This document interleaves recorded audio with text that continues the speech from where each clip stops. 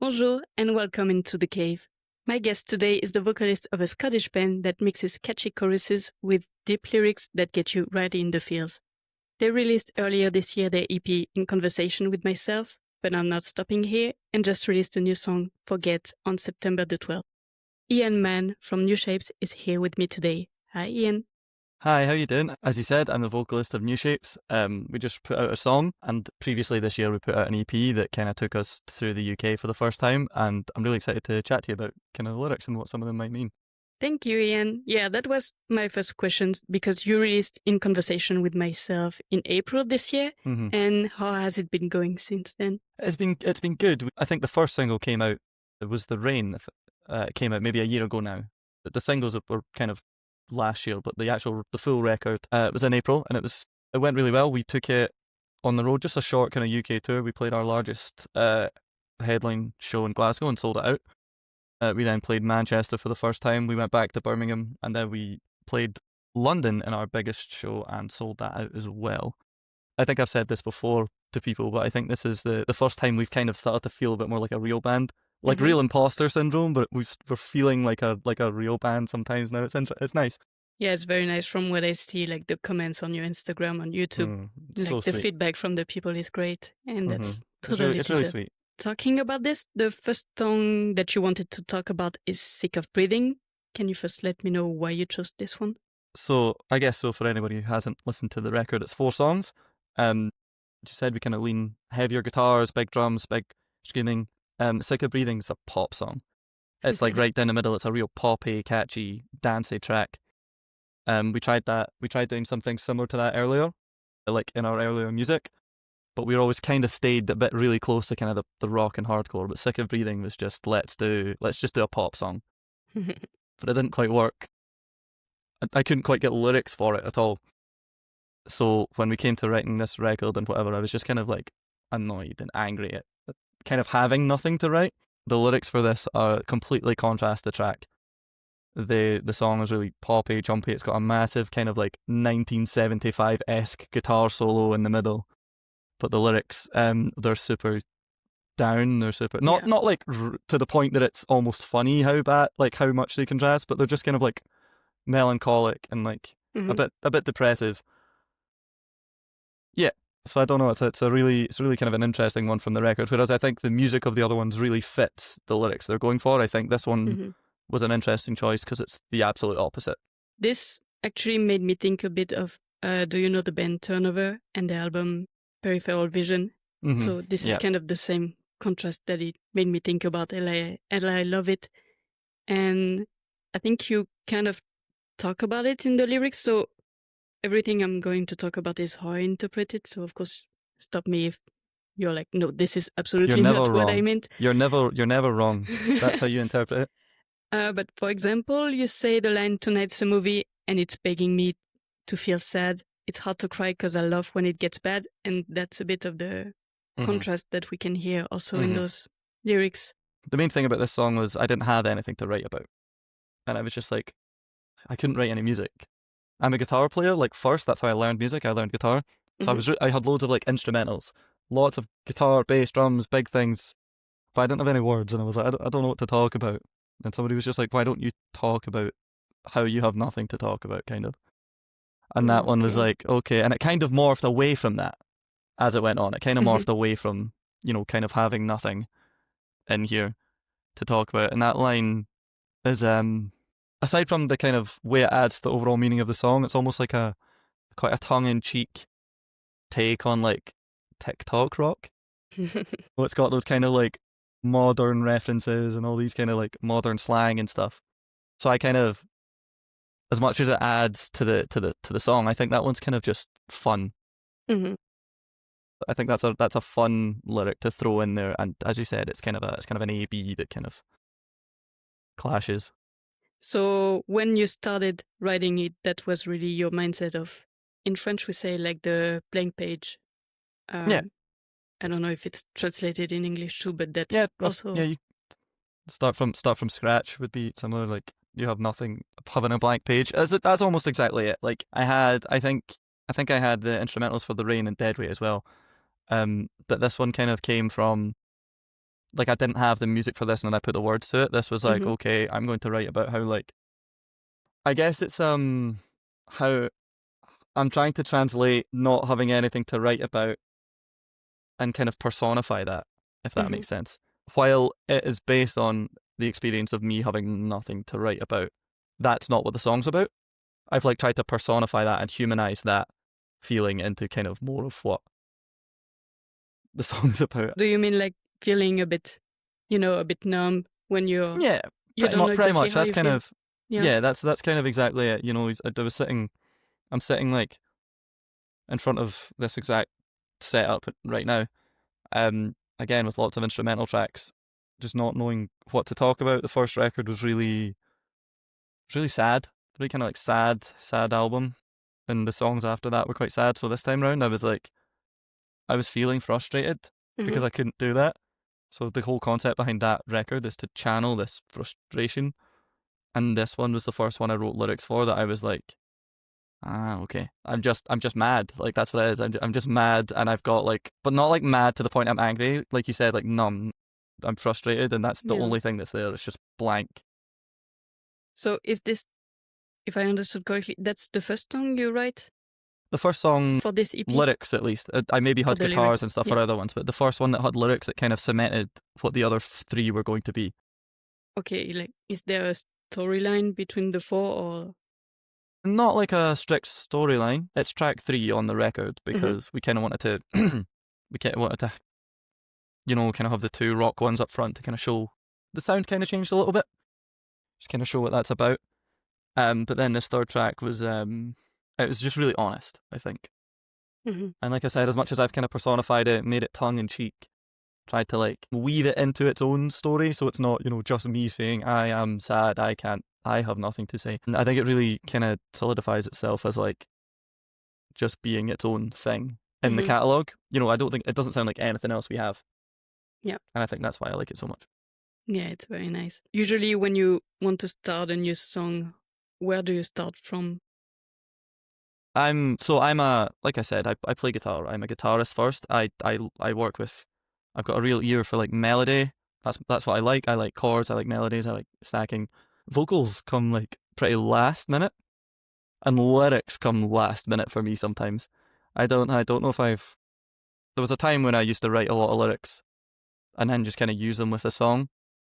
But I actually, when I write, I'm using like nonsense words, like not English, not anything, just syllables to try and be like, do I like that sound?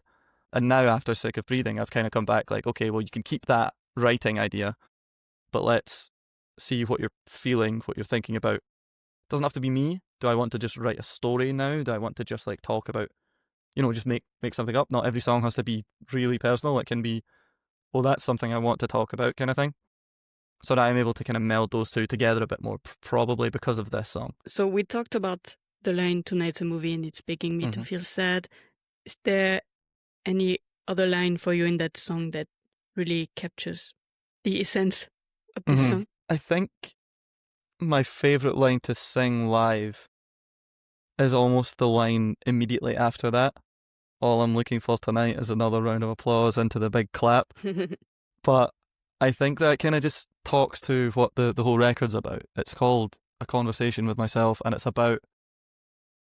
just about this internal struggle. It's about me having that chat. That's why in the chorus I say, oh God, I'm so used to singing it on autopilot, I can't remember the words exactly.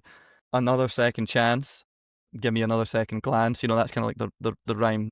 The chorus almost sounds like a love song, but like to yourself, like to myself. It's a weird kind of, I'm so empty, I'm so down, I don't know what to do. I just need to give myself that space to like breathe and open up. I like the applause line because that kind of cements that from the first chorus. Like, sometimes you just want like a pat on the back, like you're doing good, like you're okay, which maybe deviates from the kind of the blankness thing a little, but it ties it more to kind of the rest of the record that I kind of wanted to leave it in. So again, there's not like a real strong narrative story, but I think the themes and the lyrics all kind of meld together really well from start to finish on this EP. So in conversation with myself, so you talking to yourself and writing how you feel, even if you don't have anything to write, you write it. And so it's a bit like therapy and actually realizing what you're feeling and that just unlocking. It's exactly that. It's kind of difficult to do that with yourself sometimes. I think it's really, I'm really bad for taking a lot of just, I feel like I have to do everything. I feel like I have to keep doing everything, and if I don't slow down, I don't slow down, I don't slow down. And this record was me kind of just letting that out, not strictly saying, okay, we're going to do this and get better and it's going to be okay, because it's not really that. No song on the record says it's going to be okay, because that's not, which sounds really depressing, but that's not what it's about. It's telling that kind of hitting that wall, not able to get past it. So that's kind of where a lot of the lyrics on this came from, and they've springboarded. At the end, you repeat a few times, I'm done with the tough love and self-doubt. And now that you told me your mindset while you wrote it, I interpret it completely different, because at first I could feel it as whether, okay, I'm done with that, or a bit like begging, please stop this. But it's actually kind of more of a release and accepting it and just going forward. Well, that's what I like about lyrics, because you're not wrong. You're not wrong. You can, if that's it, you can read it that way. Yeah. People watch movies and people read books and they read things different ways, and I think that's amazing. I think I think for me it was maybe a release of just like, not so we're saying the same thing, which is really funny. You're saying, oh, I'm done with this, I'm moving on, whereas I'm saying, oh, I'm done with this, exactly. like I'm still there, whereas you've read it as I'm past that. And it can, and I think for me now it probably does mean this kind of past tense as you interpret it, which I think is really interesting, that how the song has obviously changed meaning for me, because, well, like I said, the first single came out a year ago, so we wrote this song just more than a year ago now, so it's quite, to me, I know it's quite new for everyone else, so it's quite old for me now.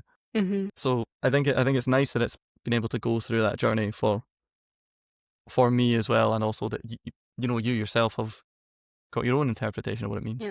When I read through the comments on YouTube or Instagram, every person can have their own, and some people, I think there is also two types of people who only hear the melody and the people who mostly focus on the lyrics. So some people are just like, oh, I love the vibe, when the lyrics could be completely not a good vibe.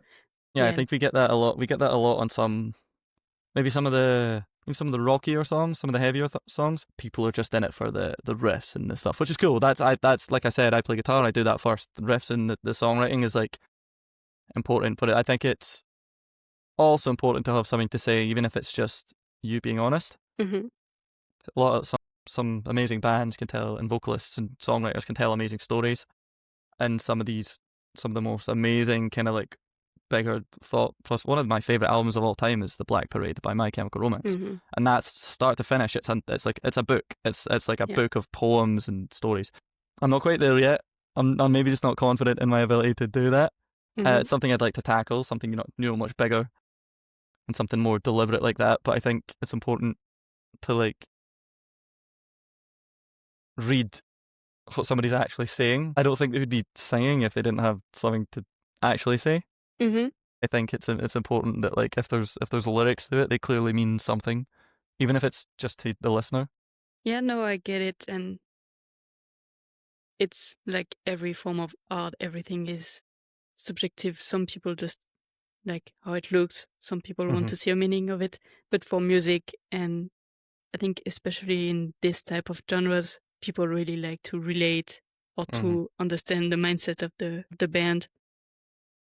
So, yeah, I think it's important, especially with alternative music culture. It's kind of shifted into almost becoming alternative mainstream now. Rock's kind of having a real resurgence. It used to just be for like weirdos, and I am one, Yeah. but I'm just using like the old school terminology. It used to be for like the weirdos and the outcasts, And I think it's growing so much because, well, one, the internet and, everyone has access to it now. But two, like, a lot more people feel like that than you'd think. And I think that's why a lot of pop music is now starting to be a lot more honest as well. Mm-hmm. Your Chapel Roans and stuff, they're a lot more sad, they're a lot more upfront with sex stuff, but not in a, 2008 glam kind of way, like old school pop. I think it's really interesting. I think people are just getting more and more in tune with lyrics. Obviously, some people will always just be like, hell yeah, riffs. But I think it's nice to see that, and it's how rock and alternative music is kind of shaping the pop world as well. Yeah, I think it's very a generational thing that, people just want more authenticity that we've always had mostly in alternative music. And that's funny because now I see more and more older people reacting when music gets more into politics, for example, and they're like, no, politics doesn't belong in music, but keep politics out of music. Yeah. And that's the people that were listening to the guitar riffs. Yeah, 20 exactly. years ago. You weren't listening to what he was saying. Yeah, exactly. For sure. But yeah, I'm all for it, for this search of authenticity and just because you kind of want to relate to the person you're listening to. At least for me, like, it's not like I feel like I want to be friends with the person, but I want to relate to them. Yeah, no, I agree. And with that said, I think there's a space for fun music. I listen to a lot of like dance music. I listen to a lot of just like heavy stuff that's the lyrics are ridiculously heavy and evil and nonsense. So it doesn't always have to be like somebody being really honest or something. But I think it's, even if the message is let's have fun, I think it's important to kind of listen to what people are saying. So exactly. I agree with you completely. Going back into the song, so you said that you wrote this song more than a year ago, so maybe your mindset is a bit different from now. And this is a good transition to the new song that you just released, Forget, because you just start the song with Start Again and Forget. So can you tell me what this song is about? I think the opening line kind of sets the tone. It's kind of it's my first time letting go a bit. I kind of wrote a lot of the music before, with people that were in the band, helping, contributing, especially on the last record, that kind of ramped up a bit more. But this is my first time kind of just having, okay, I have like an idea for a song. Let's do this kind of together. Which, one, I'll be honest, sometimes I didn't like it. I was like, no, you're changing too many things. Stop. But I think when we finally got the lyrics finalized and, the song was in a good place where we're all like, oh, this isn't just me and some guys helping out to make it, a bit more what you would call Newshapes. This is Newshapes now. It's equally the four of us.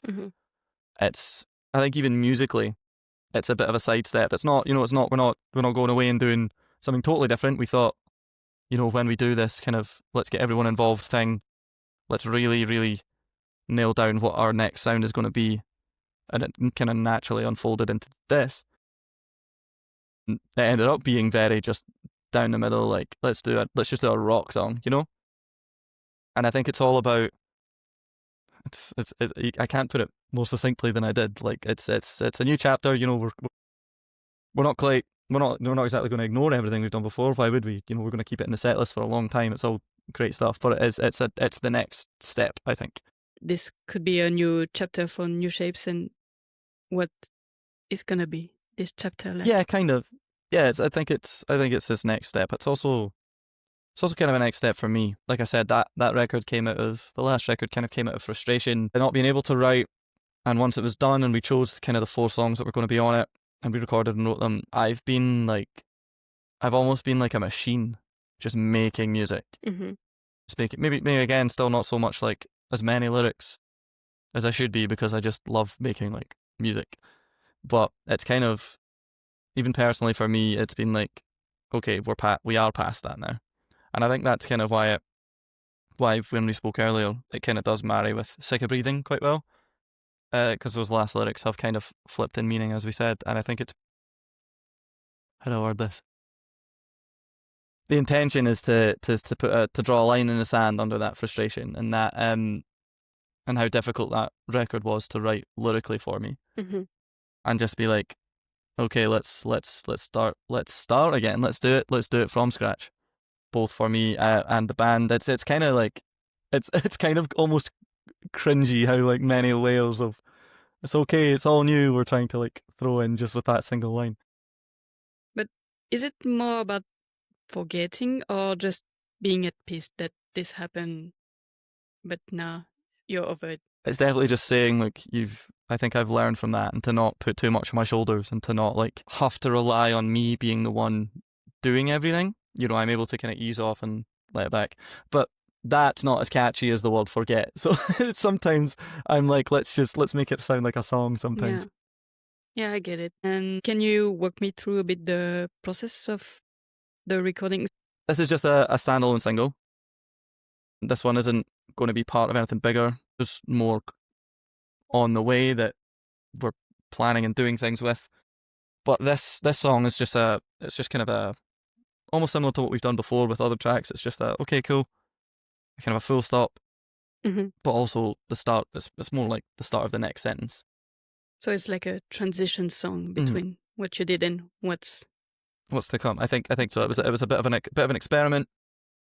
You know, lots of new sounds, lots of new ideas, lots of new things happening on the guitar. Me even emotionally kind of looking at a bit more of a broader scope of things. The band getting a bit more hand on the music, so I'm even more hands off. It's just a real transitional song. Your mindset was completely different from when you recorded Sick of Breathing and I think so. I think I can get frustrated pretty easily if things aren't going right and doing well for me, band, anything personal. So I think that's just me. I think I'm just like that, so that's kind of always there. But as you said, I think it's maybe coming to peace with it and able to kind of tackle it from different directions. And this song almost, especially the chorus, it's almost apocalyptic. It's a real like, it's weird because it almost sounds like a regression. Sounds like, oh, everything's falling apart again. Da, da, da. I think the intent behind it was more like watching that kind of leave me behind. Sorry, me leave that behind. And again, almost morphed into a way that it works as a song better, you know? And I'm not one for like kind of like positive, let's keep going kind of lyrics. I don't know, they're just not something I tend to write. So I've almost flipped that into, I'm not sure, it almost feels ironic, to be honest, some of the words on this track. Yeah, but also I think to get on a better path, you need to have a real look at what happened and accept it and, you know, not just ignore it and just say, okay, everything's fine. So this is how I see it actually. So this makes sense.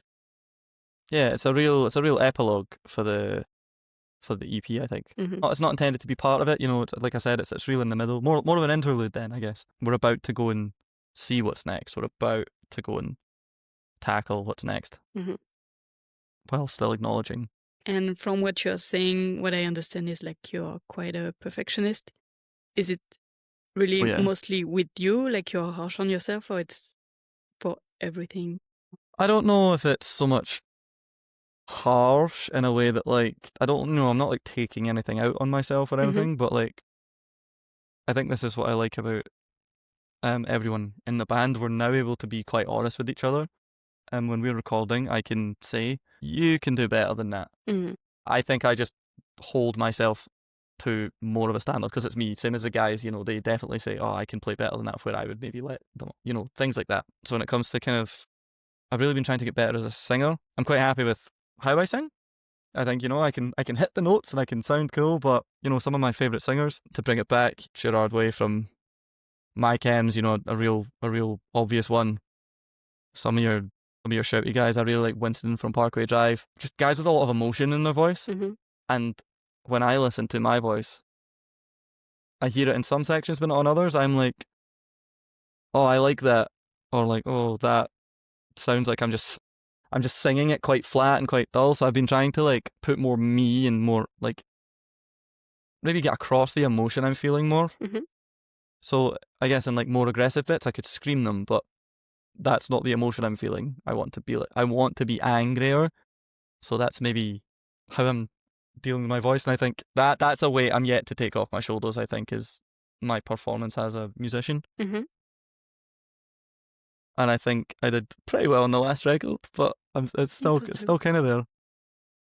Yeah, and we are always our best critics, or not best, but something that we would see on ourselves. Other people don't even notice it at all, which has its good side because there is always room for improvement, and then that means that you're willing to put in the work to improve. And then the other side of the coin is just trying to beat yourself up, for lack of better words. Yeah, no, I get you, and I think that's one of the things I'm getting pretty good at now, not beating myself up for things. That's good. I think I'm pretty good at not beating myself up, but I still do see like not so much areas on older music, because some of our older music I'm now at the point where I'm like, oh, that was great. Oh, we should do that again. You know, I'm just back to listening to like my music as a fan now. Whereas like when something first comes out, you're like, oh, we could have changed the guitar there and whatever. But I think I'm always in that stage of myself, like, oh, I could have sang that better. I could have changed that line. I could have. So I think it's just like it's this back and forth of like, and this song's out, and I think it's going to be one of my favorites. And we played it live before it came out, and it went off really well. You know, nobody in the crowd knew it, but it was fun to play. And I think it's going to stay that way. But I think maybe in like in a year's time, I don't know. It's just how long I need. I'll go back and listen to it and be like, that. Yeah, that's the one. It's interesting how my own music grows on me, I think.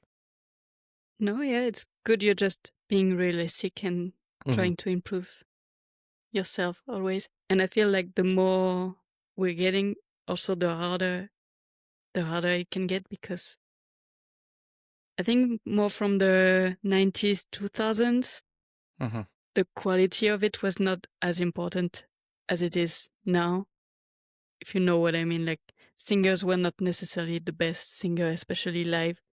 And now there was a lot of kind of post grunge punk and stuff like that. It just didn't. Which interesting.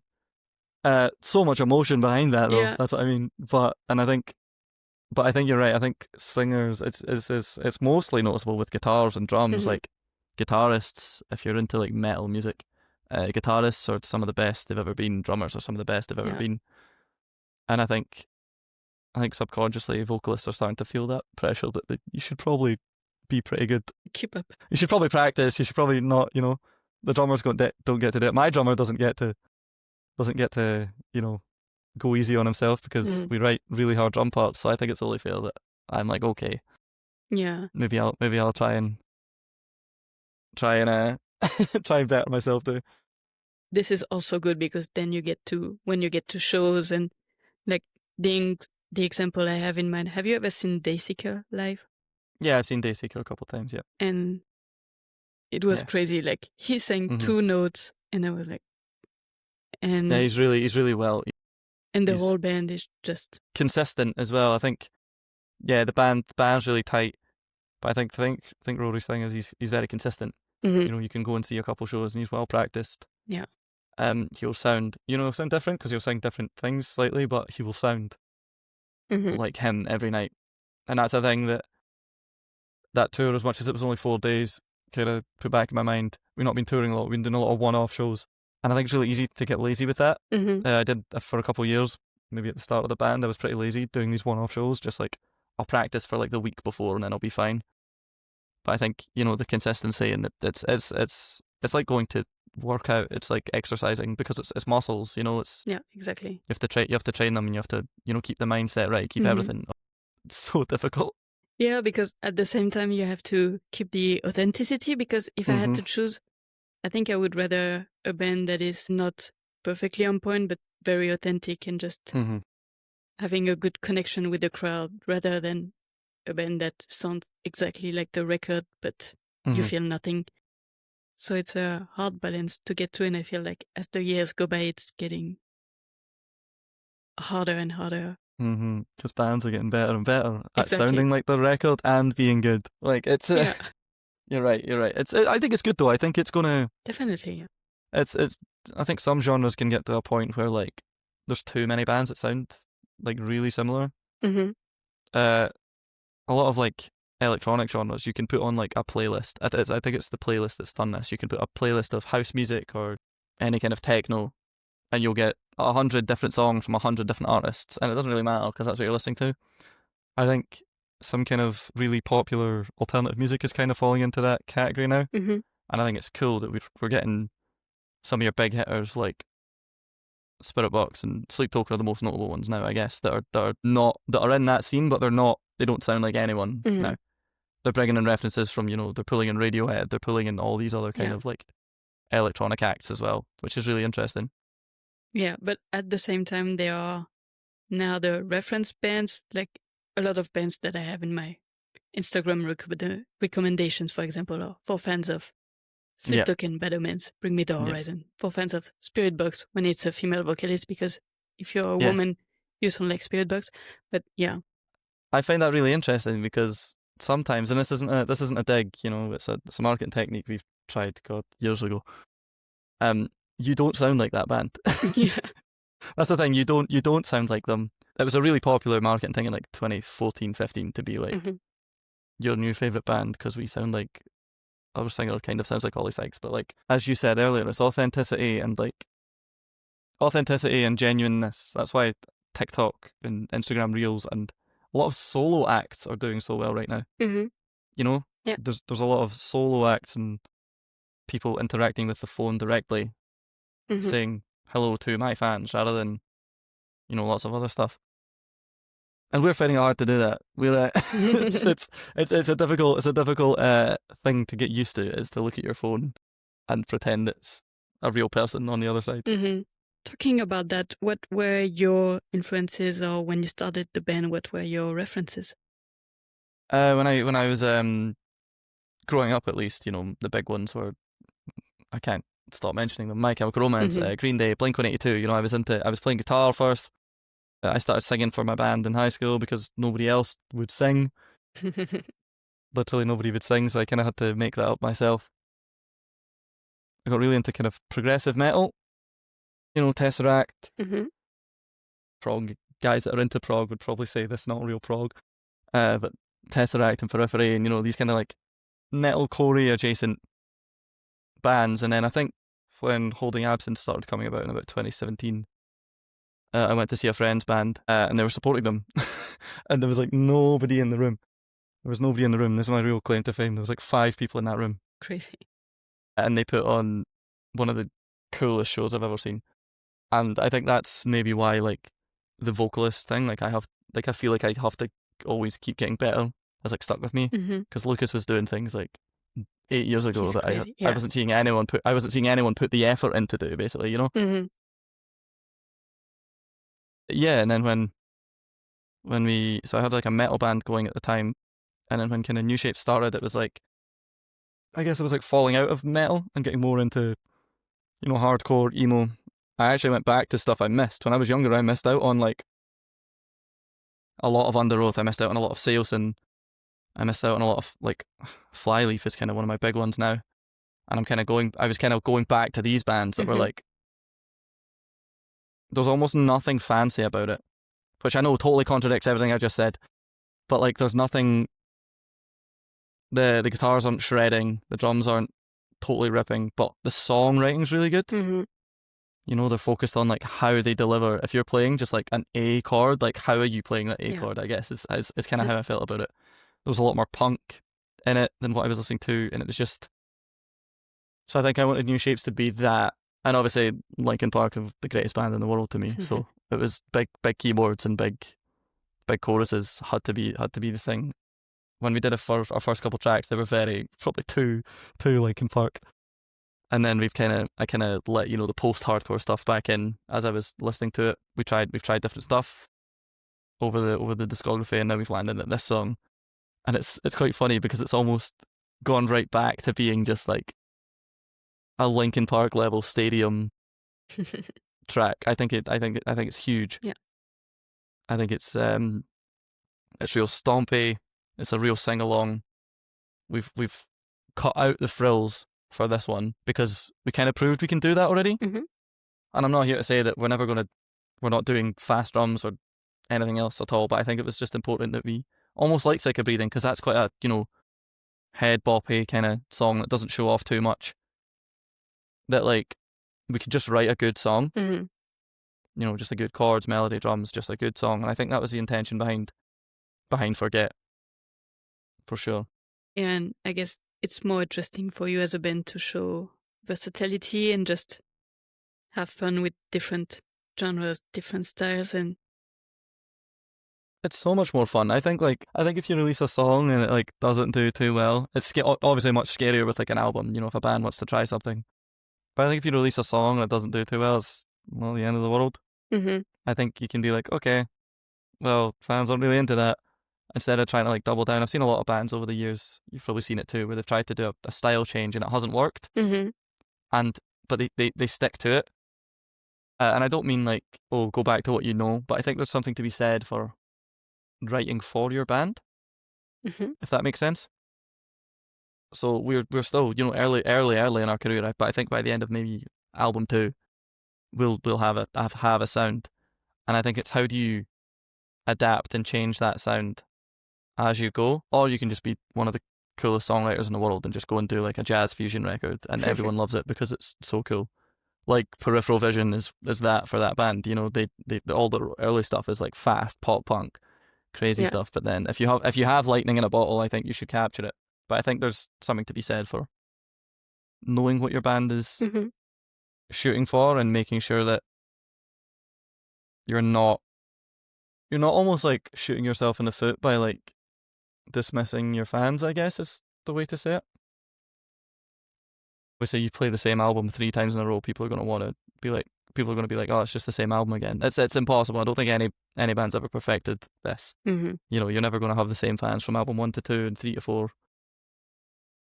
I don't know. I find it interesting. I find it interesting just trying something different. This is still a big rock song, but it's like so much slower, and it's just like it's just dancey. It's fun.